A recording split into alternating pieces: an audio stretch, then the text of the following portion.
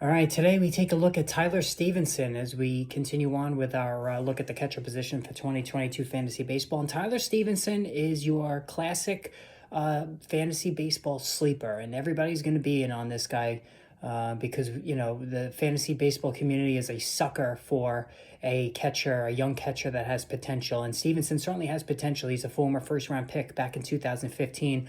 It took him quite a while though to make it to the majors, 5 years in the minors to be exact. And Stephenson now is here to play as the Reds are going to go with him full-time for the 2022 season as Tucker Barnhart is no longer in town.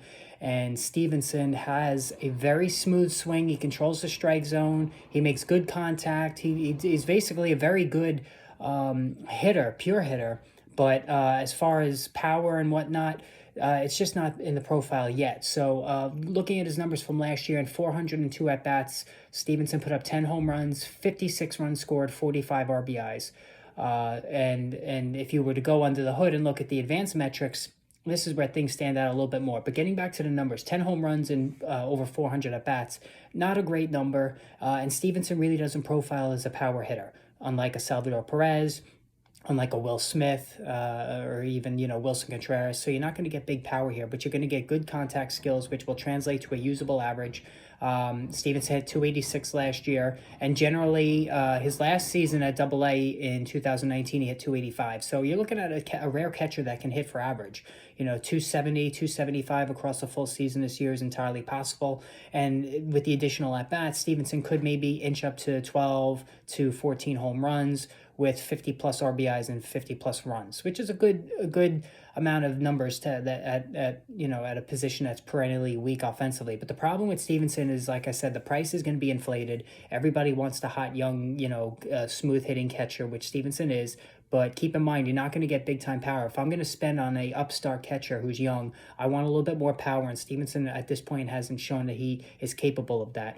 Last year, a 10.2% walk per nine rate and an 18.7% K per nine rate are both above average numbers, and especially so for a catcher. So, again, Stephenson controls the strike zone. You're going to get a good average. You're going to get a decent amount of counting stats and runs and RBI. With some home runs thrown in, but that's pretty much it. Now, for me, I'm not going to chase Stephenson. I'm not going to, fall into the hype of the young catcher because, there's many young catchers along the way that have fallen on their face and failed to meet the hype. So if you're not going to be getting power with this, then I would definitely say that not even to bother with Stephenson this season. He just doesn't seem worth it to me at the price that he's going to come in at. So he's a hard pass for me. It's not that I don't respect him. I think he's going to be a decent player, but I'm just not going to pay the price that it's going to take to get him. So remember, keep checking in for the updated videos. We're profiling each player as we go along. Hit the like button, hit the subscribe button, so you can get notifications when we post new videos, which will be coming fairly often over the next couple of weeks as we delve further into the season that hopefully will begin on time.